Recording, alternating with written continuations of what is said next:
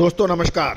Colonel Ajay, CEO Ajay Astro Money Group first Global Astro Finance digital channel से आपसे मुखातिब होता हूं। आज शुक्रवार 18 अक्टूबर सन 2024। दोस्तों आज के एपिसोड में हम स्टॉक मार्केट में सावधानी की बात करेंगे। गौरतलब है कि अक्टूबर महीना शेयर बाज़ार के लिए मुफीद नहीं रह सकता। परेशानियां बढ़ सकती हैं, चाहे इसमें जियो पॉलिटिकल टेंशन हो, जियो इकोनॉमिकल टेंशन हो, अर्थव्यवस्थाएं, ग्लोबल अर्थव्यवस्थाएं, इसमें बड़ा शेक आने की संभावना बन रही है। जानिए पूरी रिपोर्ट विस्तार से। भारतीय अनुसंधान पद्धति यानी फाइनेंशियल एस्ट्रोलॉजी और फंडामेंटल एनालिसिस यानी एस्ट्रो इकोनॉमिक्स हमेशा से ही चमत्कारी रिजल्ट देने में आगे रही है। दोस्तों हमने, आपको याद होगा, साल 2020 जिसका अग्रिम ग्लोबल इकोनॉमी का डाउनफॉल का अग्रिम हमने 2 साल पहले यानी 2018 में अग्रिम अनुमान दिया था, जो कि अक्षर सत्य साबित हुआ। 2008 का भी अग्रिम अनुमान सही साबित हुआ था। दोस्तों शेयर बाज़ार में हमेशा से उतार चढ़ाव देखा गया है। इसमें सही समय पे एंट्री और सही समय पे एग्जिट ये बहुत महत्वपूर्ण होता है। संभावना ये बन रही है ग्रह स्थिति अनुसार अक्टूबर महीना बहुत महत्वपूर्ण रह सकता है।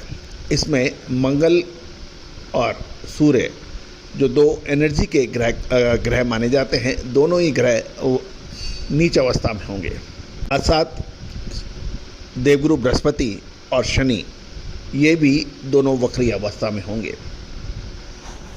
दोस्तों ये सब ग्रह स्थितियाँ एक शेयर बाज़ार में बड़ा भूचाल लाने की संभावनाएं के संकेत दे रही हैं।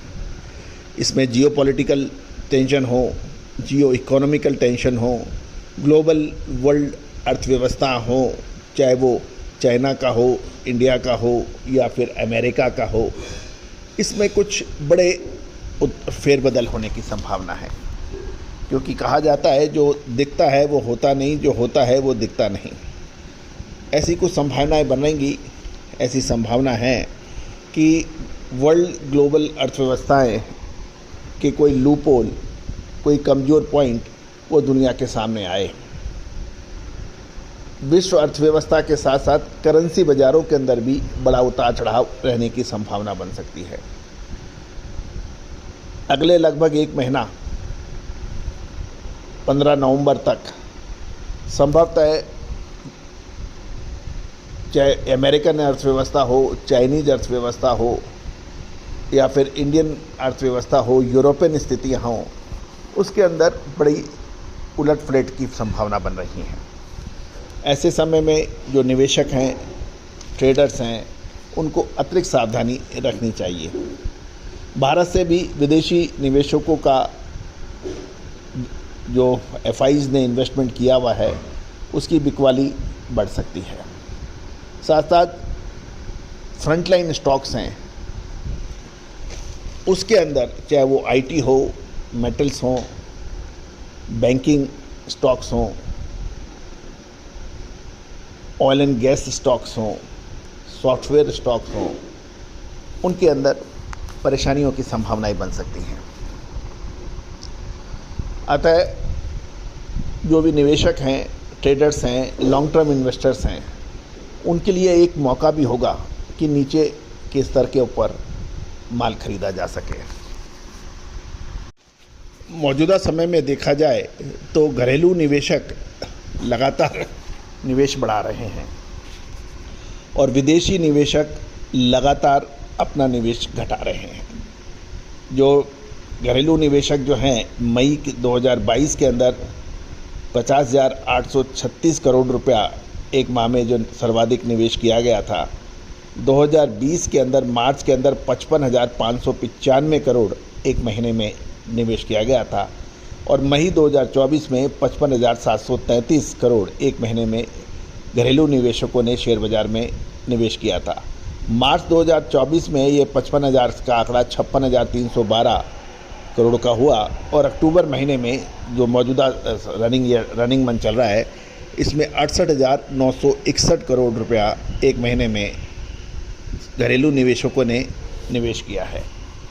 जबकि विदेशी निवेशकों ने लगातार बिकवाली की है और भारतीय शेयर बाज़ार इससे त्राहिम काम कर रहा है। अक्टूबर महीने में अब तक एफआईज ने रिकॉर्ड 74,732 करोड़ की शेयर बेचे हैं, जबकि घरेलू निवेशकों ने 68,961 करोड़ के शेयर खरीदे हैं। भारतीय शेयर बाज़ार में विदेशी निवेशकों की ये सबसे बड़ी निकासी है।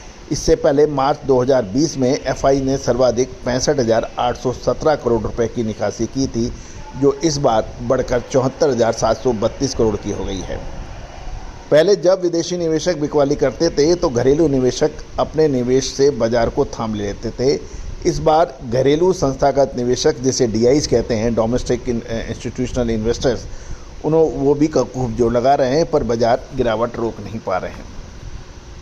गौरतलब है कि ये सब संकेत यही दे रहे हैं कि अभी सुनामी रुकी नहीं है, असली सुनामी तो अभी आनी बाकी है।